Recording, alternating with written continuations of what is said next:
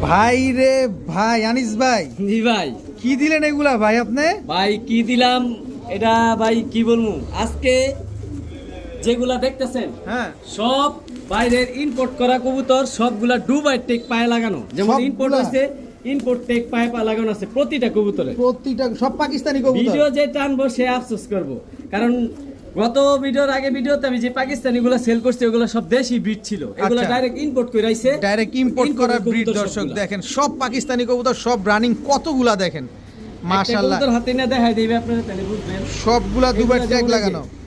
সবগুলাই যে আরবি লেখা, দুবাই শেখের নাম লেখা, সবগুলো ইম্পোর্ট কবুতর ভাই। সব সব একই টেক লাগানো, সব একই টেক। আজকে তো দর্শক আপনার মাথা খারাপ করে দিবে আনিস ভাই, সব ইম্পোর্ট সব করা ইম্পোর্টের পাকিস্তানি কবুতর। টেরি যারা কবুতর। পাকিস্তানি ইচ্ছা আছে যে র ব্লাড লাইনের পাকিস্তানি পালমু, তাদের এগুলোর জন্য বাচ্চা কাছে উলামু উড়ামু, তাদের জন্য এগুলা আজকের ভিডিও। একেবারে পেন্সিল শেপ আর ঠোঁটের শেপ দেখেন, আর কোয়ালিটি স্ট্যান্ডিং ভিডিও।